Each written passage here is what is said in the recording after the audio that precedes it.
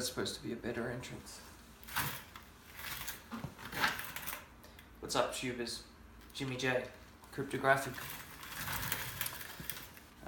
Just checking in after the initial storm has blown over from the Fork. Interested to hear how all the rest of you guys went, whether or not you had your own plans going in, or whether you tried what I did and sort of went 50-50 Bitcoin, altcoins, tried to get your hands on a little bit of that Bitcoin Cash. So for me, it was quite a good outcome, I think. I ended up with about 17.5% profit overall across all those altcoins that I mentioned I was into.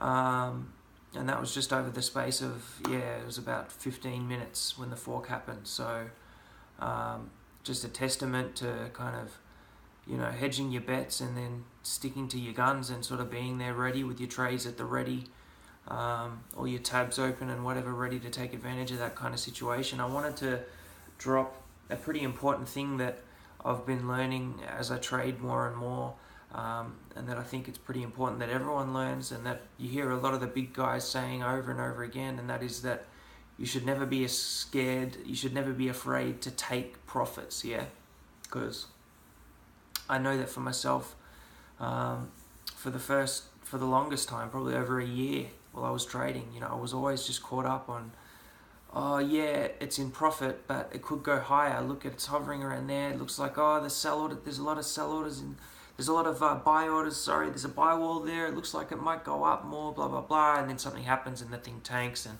you end up waiting another, 3 or 4 days or whatever, however long for it to bounce back. So the thing that I've learnt now, and the thing that's been able to net me the most consistent profits, they may not always be the hugest profits with my trading portfolio. As I said, I only keep 0.25 Bitcoin in my trading portfolio, but the thing that has netted me the most consistent profits, even though they're not all huge, is just to not be afraid to take them when you see them,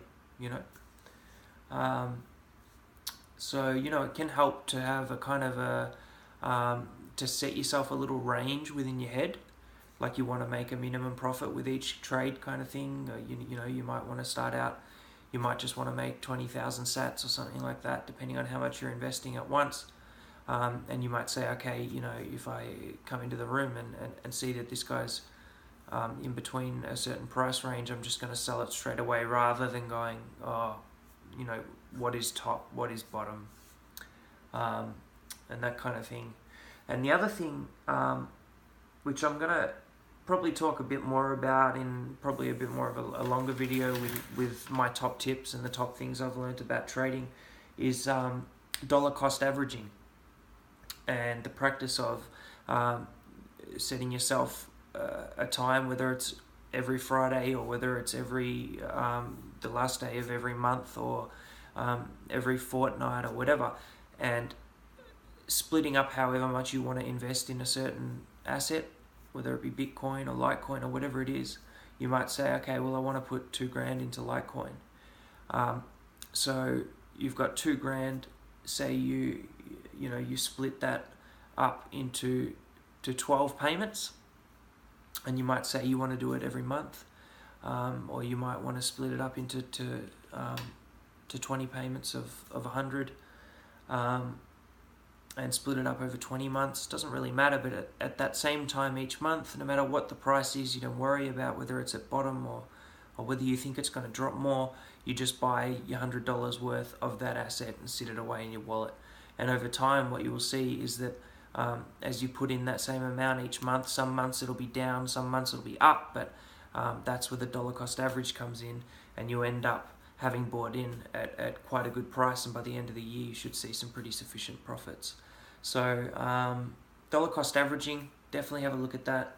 The golden cross, which is a technique I touched over a couple of videos ago that I've been using, that's been very good for me. I think it's good to have these guidelines and to have these rules for yourself that you follow by all costs, because going in blind and just sort of going and playing it by ear and sort of feeling your way around these markets is next to impossible, even for the professionals, because they're so volatile. and it's very rare for any one person to always be predicting the right thing in these markets. So it's good to have some plans for this kind of stuff, and some techniques just to take the guesswork out of it, and stop yourself running all those head miles. Yeah. So really interested to hear how you guys went with the fork. As I said, I took in about 17.5% profit.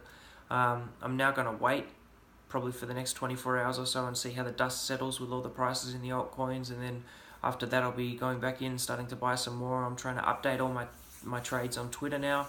I might not get every little one there, but for the most part I'm trying to put all my trades and my stock picks on Twitter, so feel free to follow me there, also at Cryptographic, and let me know if there's any specific video you guys want to see. I'll chat to you guys soon. Jimmy J, Cryptographic. Peace.